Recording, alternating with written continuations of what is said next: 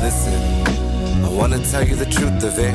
I'm ready to argue, don't really care who you're with. Who is this? Your cousin nigga. Thought your aunt ain't have no kids. Ludicrous, I do the shit. Got a string in my back, I'm a monkey biz. Got me clapping like, whose song is this? Got me clapping like, who wants the shit? Since the city is all the fucks I give. I lose myself in the course of years. Lose myself in the course of fears. Lose myself in the course of tears. In the course of tears. In the course of tears. In the course of tears. Course of tears. Damn. Hey, friend. Hello. Welcome to my apartment. Thank you for having me. This is nice. I am in need of a dark skin support group check-in. Okay. So let's start with 0 to 10, how you feeling? 0 being like crap, 10 being amazing, and 1 victory from this last week. Okay, I would say I'm a solid 8. Okay. Doing pretty good, but I also know next week is gonna be hard, so I'm sort of in that space. Mm-hmm. And then a victory for the week. Before you go, why next week gonna be hard? It's just gonna be very full. Mm-hmm. I have a good bit of back and forth between New York and Philly, and I've been in a TV writer's room for the last 8 weeks. And next week is the last week, and we're turning stuff in. So A writer's room in Philly?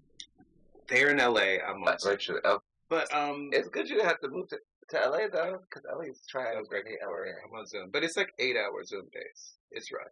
Yeah. But I like the people. I like the show. And we're gonna see how it goes. And then the victory is that I am writing the 5th episode with the showrunner, and so I finished the outline for the 5th episode, which is pretty major for me because I've never done it before. Yeah, it's a new experience. All right. 0 to 10. Friend. I woke up like a 2. Woke up like a 2. I'm around like a 5 now because you're here and I'm feeling good. Moving probably maybe let's see, get to like 6 maybe. Okay. We're getting there. I got really. So I just started drinking. I'm 32. I just started drinking at 31. So I'm a very, very lightweight. But yesterday, I think it was my first time really drinking off of emotions, which is a thing that is kind of like, I don't really like it, because the reason why I took so long to drink is because my mother is an alcoholic, and I never wanted to, So, drinking from emotion for the first time last night was and the emotion was, I saw a person who used to be my friend at this club, and just remembering being hurt, and there's a lot of ways I sort of compartmentalize being hurt, especially I make the art and I put it here. But sometimes you just face with it and just God damn, that you really hurt my feelings. And you didn't really do it to rectify it. So yeah, that had me low, but I'm be rising through the course of our conversation, I know.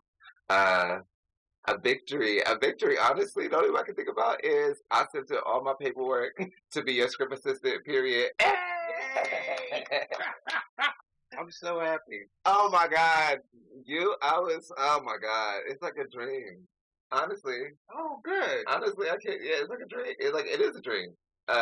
When you asked me at first, I was like, I don't know what I thought. I was like, is he for real? I was like, and then I started thinking more, and I was like, this is a big fucking deal. This is what? And also, I've already seen the play, and I'm just like, I love it. Absolutely, I'll be over there. Yeah.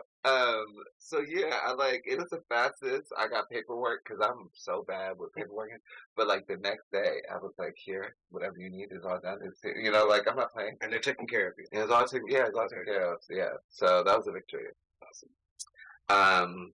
So before we get into I guess talking about art and all that, I want us to really do what we do in Dark Skin Support Group. And one of the questions I asked for the very first session was, when was the first time you realized you were dark skinned? And it was so many various answers. And this is also a question I asked in the application for folks. And I guess I could talk a little bit about the application because, like, what I've noticed ever since ever since I had like this whole like title, Dark Skin Support Group, attached to me, like I have it in my bio now, and it's like an actual group. It's been eliciting so many new conversations in the world to me. Like it's been bringing so many. So like I've been having conversations with light-skinned Black people that within the 32 years of my life I had never had before. And I know it's because they saw a dark skin support group in my bio or know of it, that they're prompting having conversations around colorism. And I know something's up because this has never happened before. So you cannot tell me like, oh, this is just no, never happened before in my life. I say that to say, when I put the application out, it was a lot of conversations around like who gets to apply to come to dark skin support group, and like this idea of like people come to ask me, can I come in? Am I dark skin enough? Like, you know, that type of shit. But the base that I tell people is that like I'm not interested in like going through shades with you. Like I'm not interested. You come next, and also I hate this. Like don't like. So what I'm interested in is like, have you ever felt like you needed a support group in relation to your skin intra-communally, not outside, not to what like between us.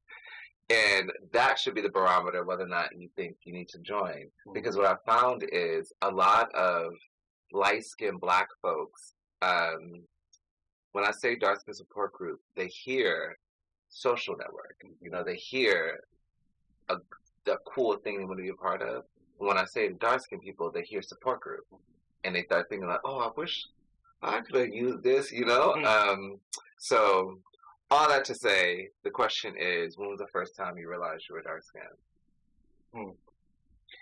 So I'm from the South, and you know the thing about the South is that it has a lot of the same stuff that it's always had. So, and you know that's true in the Northeast as well, and probably out west too. I haven't spent too much time out there, but in the South, there's a real sort of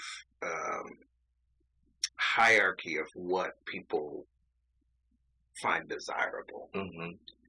And I grew up in a family of people who are about my complexion.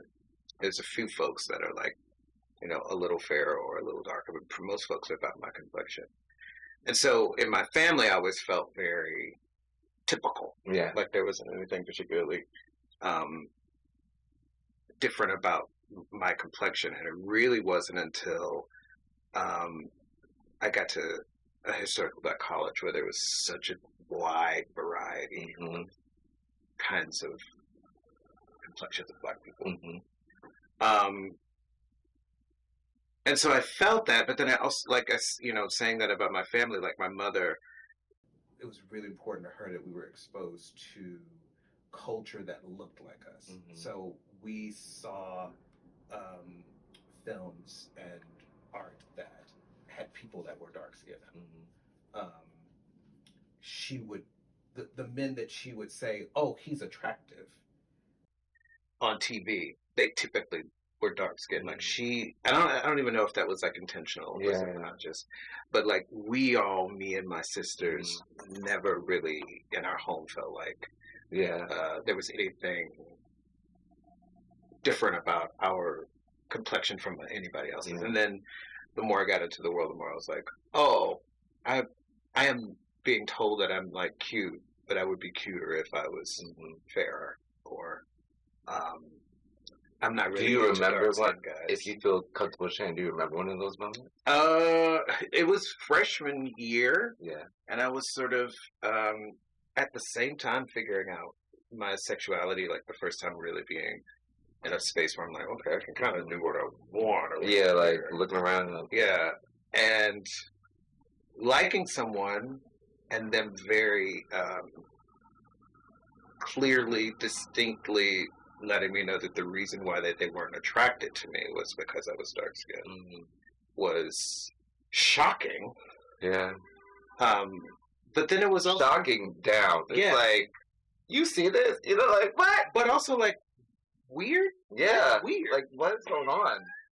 You know, like that is not something I expect from someone who culturally is the same as me. Yeah. I didn't experience it a lot, but I experienced it enough, Yeah. and I felt like, and I worked for most of my career. I was an actor, Mm-hmm. and I could feel it in the like that's how I started out, and I could feel how I was cast sometimes. Mm-hmm. Would be there would be a layer of that, Mm-hmm. and that's like extra racial. That's like from like lots of times from white folks, but they created it, so they're still using it. It's still happening. Yeah, it's not like white people are not part of it. But I'm glad you brought that up. For one, the weird, like I really resonate with that because until I feel like for a lot of dark-skinned Black folks, there is a moment where you like realize you are dark, like an induction into it, because for a lot of us, I mean, that's not even true because I know for a lot of dark-skinned Black women in the actual group, a lot of their first issues with colorism came from light-skinned mothers. So like, I won't say that that's like sometimes it's straight out the gate, but for me, it was like an induction into it, and it was just weird because it's like, this is what you're thinking about? Like, this is a thing, and then you get more into it and you realize, oh, it is a thing. Like, this makes sense. It makes sense in some sense. But I'm glad you brought up the thing with white people because, like, for the play, what I've put a lot of a lot of effort in rather, is not making the base and like the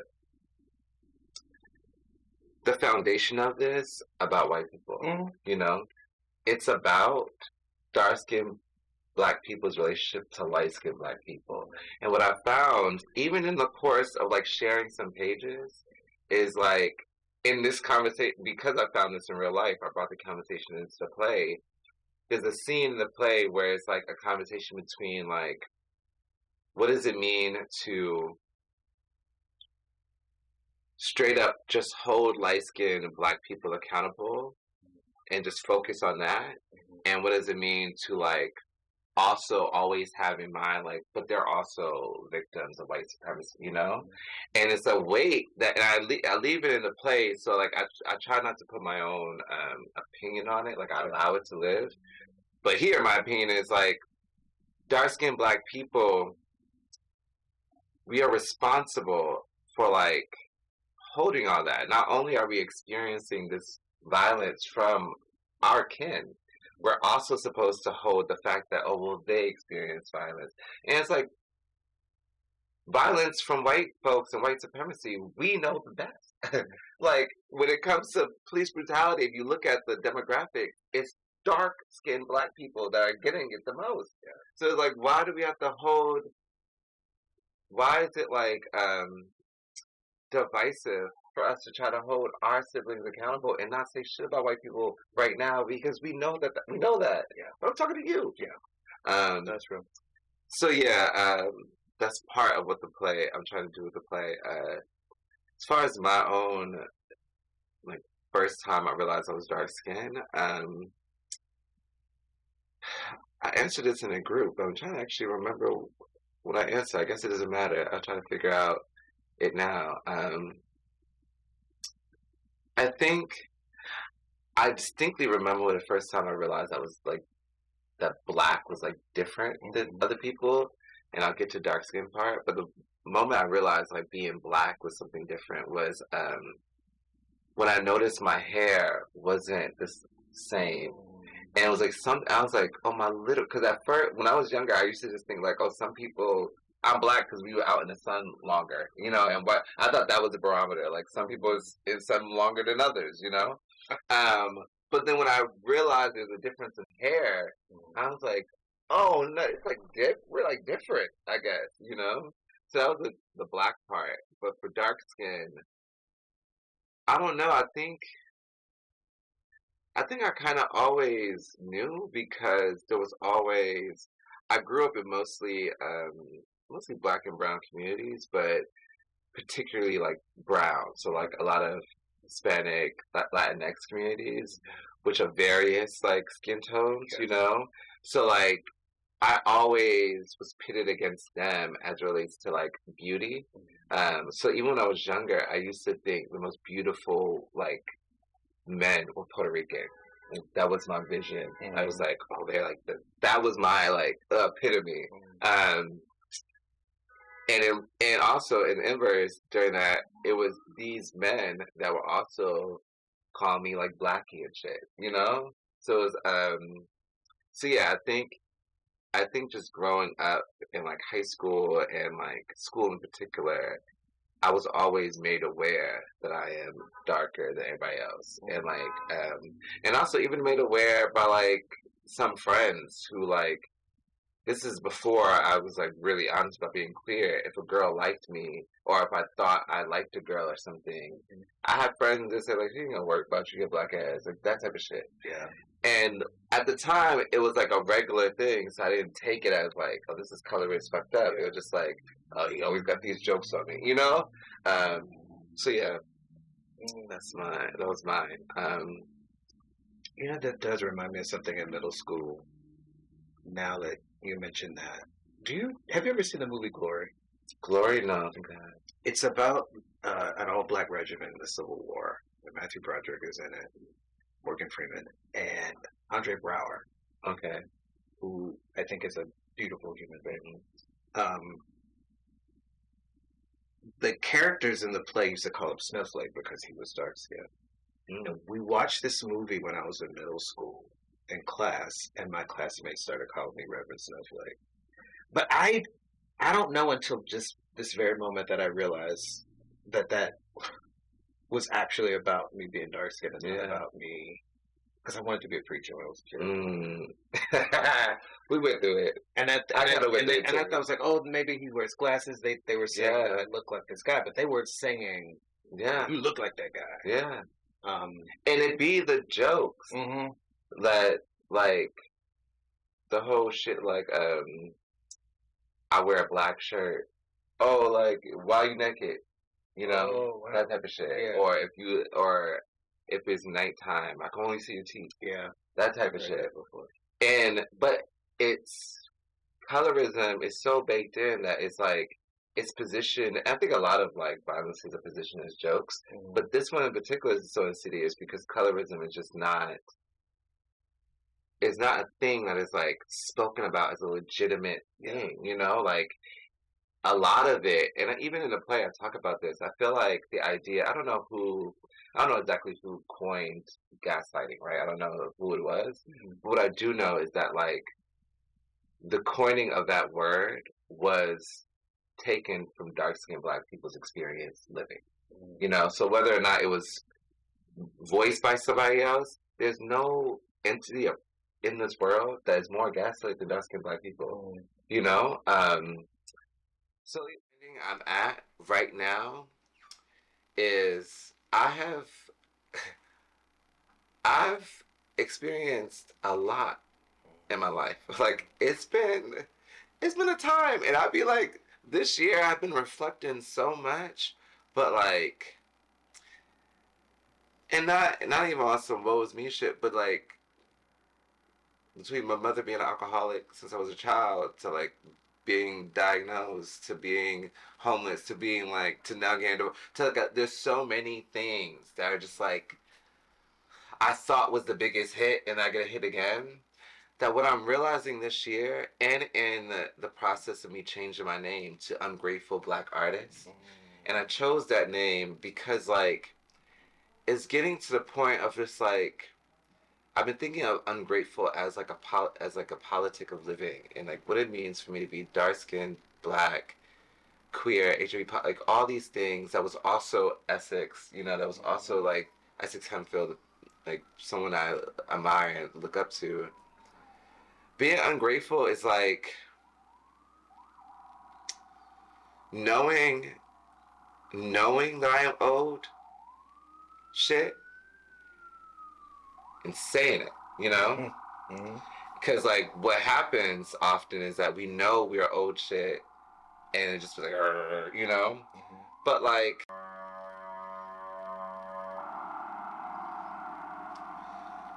so yeah, I felt like I was being treated like I should be grateful. Like this is like a prestigious. It's considered prestigious. Like there's so many applicants and only 10 are chosen, and it's like I should be grateful for this. But really, I was chosen for a reason. You understand? And like walking in that, and to get back to the point I'm trying to make is like I'm right now in my life. I'm choosing honesty in this particular way because I'm owed it, you know? I'm owed just being honest because not being honest about shit has got me into so many different places, and I wasn't honest because of the world. Like I was closeted and not saying I was queer all throughout even college, right? That led to me being in a relationship with this man who was 5 years older than me, and was horrible to me. But I did that because I felt like this is all I can get because I was so scared, you know, and I was scared of making my family feel the type of way, or like, you know. And then I became HIV positive, and it's like, result of that. And it's like there's so many instances of me deciding to like protect other people and be a little more quiet and not saying shit that like all you getting from me is what's real, as well as you're gonna get it with craft. You know, like it's not giving like a transcript. It's gonna be highly craft, highly like, you know, magical, all those things, but it's also gonna be honest, you know? Cause I'm just, we're talking at a time, especially after last night, where I am just tired. I'm tired. I mean, I am 10 years older than you. And you having this level of clarity about what you want and who you are and being honest is a revelation. It was a mess when I was right. Okay. And I, you know, like now I am in a point where I'm sort of like, I'm where I'm supposed to be. I belong in this room that I'm in, but it took a long, longer than it's taken you. Right. So I applaud you on that. And we have to reach it, and this is because it does a lot for me. But the next thing I want to talk about is you, Broadway, okay? Oh, yeah. Broadway. So how was? I don't know. I mean, I'm not, you know. So you gotta let me know how that. It's good. Yeah. I am doing it with people that I like and love. I love singing so deeply. We've developed a really good creative partnership and relationship, and we're also very good friends. And so it's been really special to go through this process with him. We're bringing that company from the public with us, which feels really good. It's so good to keep the team together. Yeah, and like, you know, the show, I think, is gonna hit right at the right time. I think people are gonna want to see it. I think it's a communal experience that people enjoy, which is, you know, ultimately what I want. You know, like it talks about some things. It talks about like breaking cycles. It talks about you know, violence versus pleasure. It talks about these things that I think are important, but it also is just sort of saying to the people in the room, like, whatever you bring in here, it's cool, because look at us. You know, there's something about that I'm excited for that to happen on the stage like that. But, you know, someone asked me, it was like, you must be just like floating. And I was like, no, I'm working. Like, you gotta keep working. Yeah, it doesn't stop. It doesn't stop. And I could just sort of go like, oh, look at this thing I've achieved. But it's weird to say that because you cannot make theater by yourself. It is an art form that you truly cannot do alone. Even in the writing. At all. You don't know what your play is until actors say it. Until you hear people say it.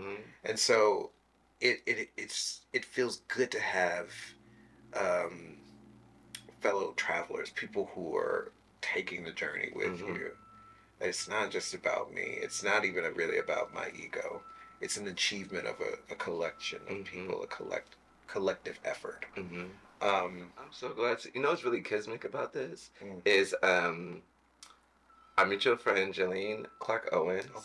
Jaylene. Also dark skin support group. Listen, period. all day. Queen. Love her. So back in 2020, I believe, y'all had the virtual, right? And Jaylene was working at the theater and was like, she had this open mic and she was like, oh, I'd love for you to be a feature. One of the parameters is you have to write a piece to the work that we're doing. And at that point, I didn't know about Fat Ham. So I watched it. If my father were to come to me, a ghost, in the middle of the forest and ask me to avenge his death, I will tell him that he's not really dead.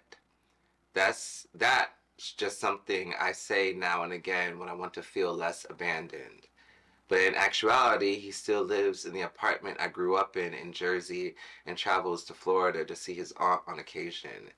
And if he were to get angry, I would remind him that Shakespeare built a legacy off of tragedies, off of sons sticking knives into the backs of fathers who will go on to live forever in the pages of books given to freshmen with the promise that these are the best stories ever written. And to that, my father was softened, made warm by the idea that I would write him as a victim, that I will see past the pain he has done to me to the pain that has been done to him, and it is there that this thread of the story will end.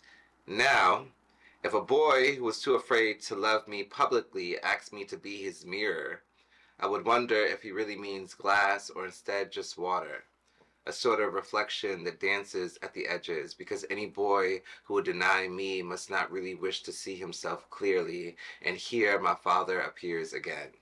This time younger than when I left him, screaming at the top of his lungs that injustice has been done. And finally I confess that though he is not dead, he is in fact a ghost, a being no longer capable of touching me, both physically and emotionally, and I imagine that must be sad, must downright feel like a Shakespearean tragedy, like blood leaking from the chest. But I cannot pretend to be sorry, because this is the only way I know how to survive this story. I kind of like that still. It's really good.